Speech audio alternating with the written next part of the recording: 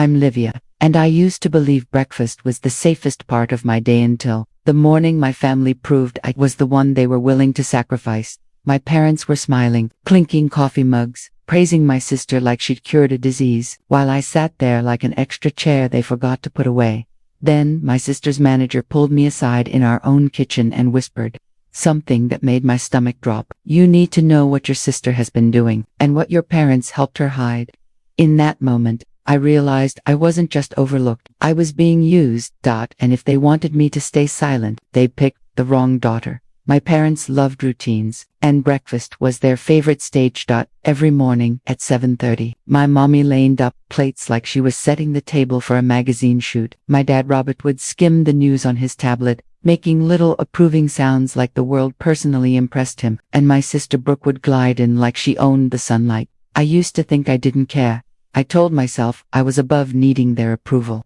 Above the tiny competitions Brooke turned into Olympic events, I was the independent one, the quiet one, the daughter who didn't make a scene. But the truth, I felt every pointed compliment, every comparison disguised as concern. Brooke's so driven, Elaine would say, buttering toast like she wasn't buttering a knife into my ribs. She just has that spark.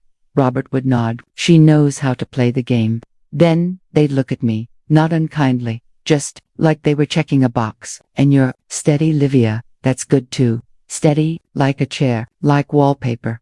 Brooke worked as an executive assistant at a mid-sized marketing firm called Merritt & Rowe.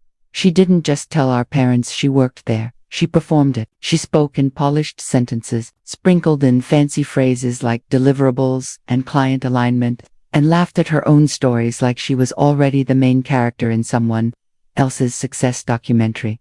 Meanwhile, I was a project coordinator at a nonprofit. Real work, hard work, the kind of job that made you tired in your bones and proud in your chest. But hard work didn't impress my parents.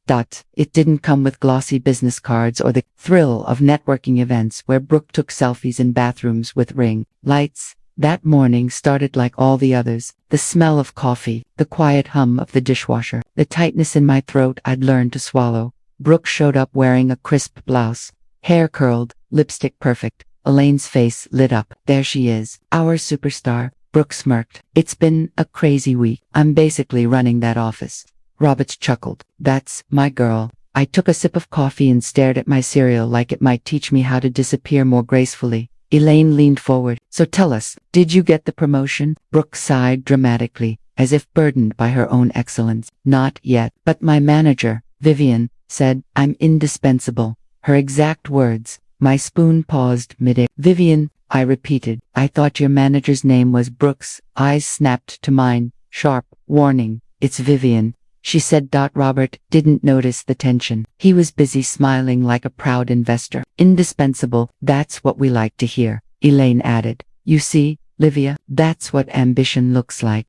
There it was, the daily reminder. Brooke rising. Me, steady. I forced a small smile. Good for you. Brooke's phone buzzed. She glanced at it, then stood. Ugh, speak of the devil, Vivian's calling. Elaine waved her hand. Take it, work is important. Brooke walked out of the kitchen, voice dropping into that sweet, professional tone she saved for people who mattered. And that's when the knock came at the front door. Elaine frowned. Who could that be this early? I started to rise, but she motioned for me to stay, as if answering the door was beneath my station. She left the kitchen, and I heard her greet someone too warmly for a stranger. Then I heard a woman's voice, calm and confident. Good morning, I'm Maya Sinclair. I manage Brooke at Merritt & Rowe. My spoon clinked against the bowl. Maya Sinclair, not Vivian. Elaine's laugh rang out, a little too high. Oh, of course, yes, come in. Robert set his tablet down and stood, suddenly attentive. Brooke's manager, please, join us. My heart started to thud like it wanted out. Maya walked into the kitchen wearing a tailored coat, hair sleek, eyes observant. She smiled politely at my parents. Then her gaze landed on me. Not dismissive, not scanning past, just seeing. You must be Livia, she said. I blinked. Yes. Her smile softened, and in that microsecond I felt something dangerous, the sense that someone in this house might actually know who I was. Brooke returned in a hurry, phone pressed to her ear, then froze when she saw Maya. The color drained from her face so quickly I almost didn't recognize her. Maya, Brooke breathed, voice cracking. Maya didn't look angry. She looked disappointed, which felt worse. Elaine rushed in, placing herself between Maya and Brooke like a shield. Maya, what a surprise. We were just talking about Brooke, how amazing she is. Robert nodded, eager. We're very proud. Maya's gaze moved between them. Careful. I'm sure you are. Then she turned slightly and said, in a tone too gentle to be harmless, Livia, could I speak with you privately for a moment? The kitchen went still. Brooke's eyes widened. Why would you need to talk to her? Maya didn't flinch. Because I believe she deserves to know why her name is attached to a project she didn't do. My stomach dropped.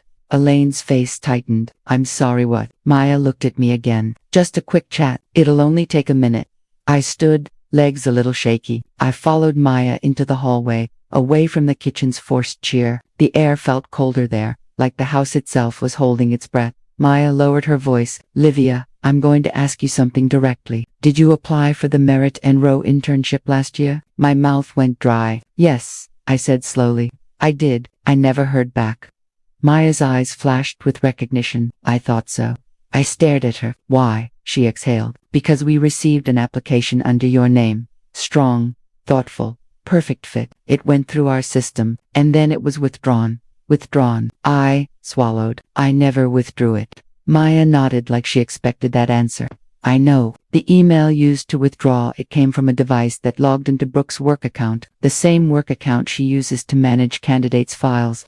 My ears rang. What are you saying? Maya's voice softened. I'm saying your sister had access to your application because she asked me to mentor her on recruiting tasks. She saw your name, and she panicked. My throat tightened painfully. Why would she? Maya's eyes narrowed, not at me, but at the memory. Because at the same time, Brooke was being investigated internally for mistakes, missing deadlines, misfiled client notes, work that didn't match the qualities she claimed. I felt like the hallway tilted, but Maya continued. Then, suddenly, a project came in, an internal initiative we call the brand refresh. It required research, writing, coordination. It was submitted under Brooke's name, and it was excellent.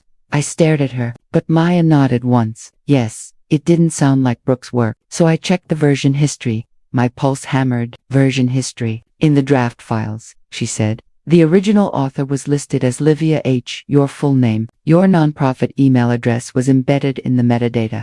My hand flew to my mouth. Maya's voice turned firm. Your sister copied your work. She pasted it into our system. She attached her name, and she has been building her reputation on the back of what you created. I couldn't breathe. It didn't make sense until it did, because last year, I had been working on a brand strategy for my nonprofit. I'd stayed up late, crafting messaging. I'd made a beautifully organized deck. I'd shared it with Brooke once, excited, wanting to connect. Brooke had smiled and said, wow, you're so good at that stuff. I thought it was a rare compliment. It wasn't. It was inventory. My voice came out thin. So, you came here to tell me. Maya nodded. I came because HR told me to handle this quietly. They wanted to avoid a mess. And because your parents called my office yesterday, my stomach sank. They called you. Maya's expression hardened. They asked if Brooke could be fast-tracked. Said she was a star and deserved special consideration. I asked a few questions. Their answers didn't match our records. I clenched my fists. So what happens now? Maya studied me. That depends on you. I blinked. On me. Maya lowered her voice further. Brooke's employment is in jeopardy. But there's another issue. The brand refresh project is being submitted for an industry award. If it's found to be plagiarized, it affects the firm's reputation too. HR wants a scapegoat. A cold dread crawled up my spine. A scapegoat. Maya nodded. They're considering claiming the work was mistakenly attributed, that someone else provided it outside the company. My mouth went dry. You mean me? Maya's eyes met mine. Yes. For a moment, I couldn't speak. The betrayal wasn't just Brooke stealing my work. It was my family, setting me up to absorb the fallout. Maya's tone sharpened. I refused to participate in that, which is why I came here. If you want to protect yourself, you need to act first. The word revenge didn't enter my mind right away. At first, it was just survival, a desperate need to keep my name from being dragged through mud I didn't create.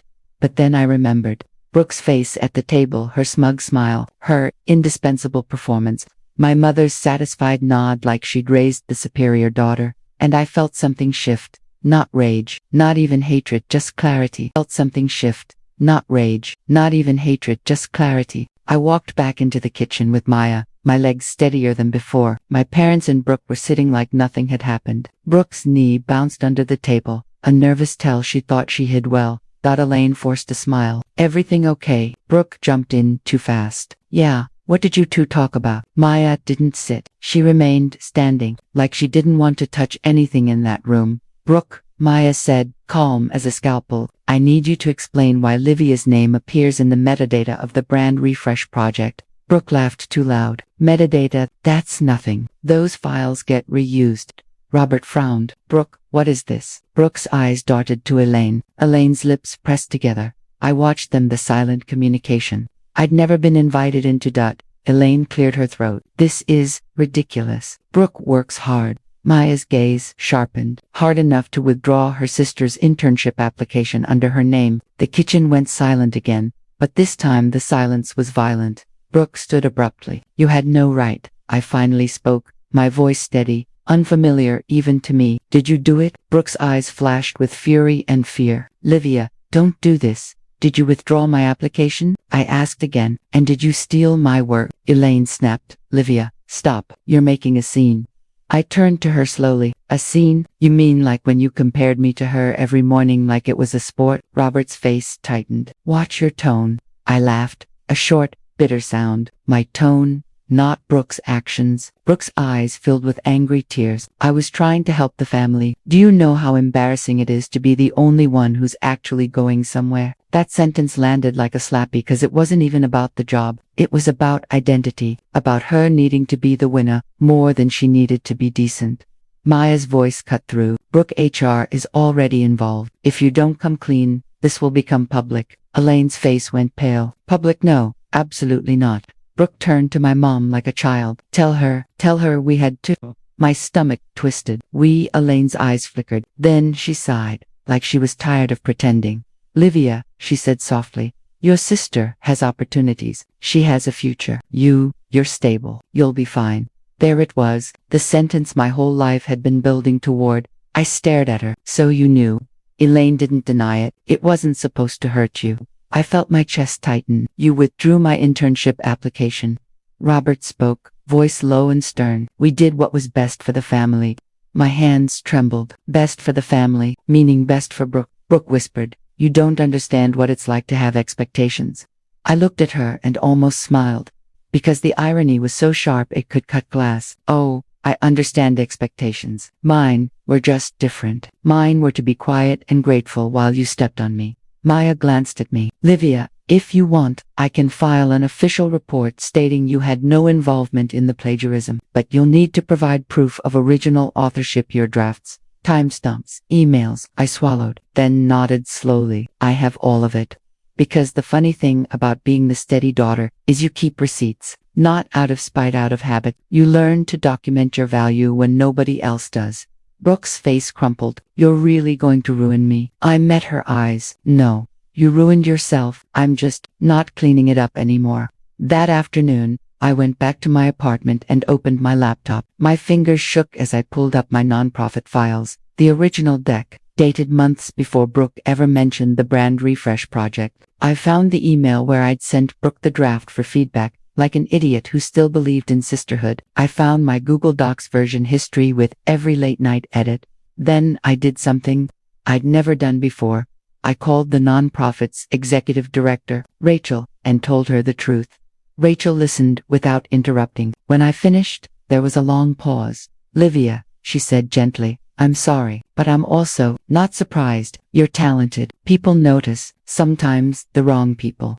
I blinked back tears. What do I do? Rachel's voice turned firm. You protect yourself, and then you protect your work. Send me everything. We'll support you. Support, the word felt like a warm blanket I'd forgotten existed. The next day, Maya called me. HR has agreed, she said. Your name will be cleared. Brooke will be terminated for misconduct. I should have felt triumphant. Instead, I felt sick. Because even though Brooke deserved consequences, part of me grieved the sister I wished I'd had. Then the twist came, the one Brooke never saw coming. 2 weeks later, Merritt and Rose CEO reached out to Rachel at my nonprofit, not about Brooke, about me. Maya had quietly shared my original work with leadership, properly attributed this time, and told them, bluntly, "You're losing real talent because you rewarded the wrong person." They offered me a contract role on their strategy team, flexible, better pay than anything I'd ever made. When I told my parents, they stared like I'd spoken another language. Elaine's mouth opened and closed. "But how, Brooke?" I cut her off, calmly. "Brooke built a career on my work. I built mine on my own." Robert tried to recover with a stiff nod. "Well, good. That's good, Livia." But his approval sounded hollow now, because I finally understood something. I didn't want it. Not from him, not from them. Brooke didn't call me for a long time. When she finally did, her voice was small. "They fired me." "I know," I said. She sniffed. "Mom says you ruined my life." I exhaled slowly. "Mom says a lot of things." There was silence. Then Brooke whispered, "I didn't think you'd fight back." I sat on my couch, staring at the wall, feeling the strange peace of someone who'd survived something and didn't have to pretend anymore. "I didn't either," I admitted, "but I'm done being the person you step on." Brooke started crying. I was scared. "So was I said, "every day." She didn't apologize. Not really. Not the way movies do, where the villain suddenly develops a conscience. But she did say, "I don't know who I am without being better than you." And for the first time, I didn't feel hurt. I felt pity, because I knew who I was without comparison. I was Livia. Steady wasn't weakness. Steady meant I didn't need to steal to shine. Months later, my parents invited me to breakfast again, as if they could rewind life and edit out the betrayal. Elaine fussed over pancakes. Robert cleared his throat. Too often, they asked about my new position with forced enthusiasm. And I realized something. They weren't proud of me. They were proud that I was finally impressive enough to brag about. They wanted the version of me that validated them. But I wasn't that daughter anymore. I set my fork down and said quietly, "I'm not coming here every week." Elaine blinked, hurt. "Livia, I love you," I said, because it was true, in the way complicated love can be true. "But I'm not staying in a family where my dreams are optional." Robert's jaw tightened. "You're being dramatic." I smiled softly. "No, I'm being honest." Then I stood, put on my coat, and left while the pancakes were still warm. And I didn't feel guilty. I felt free. Because the revenge wasn't screaming or humiliating Brooke publicly. The revenge was refusing to be the silent background character in someone else's story. The revenge was building a life they couldn't control.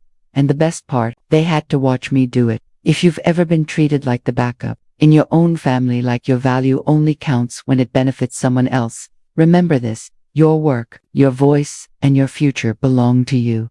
If this story hit home, like the video, subscribe for more emotional revenge stories, and comment, have you ever had someone take credit for your effort and what did you do about it? Credit for your effort and what did you do about it?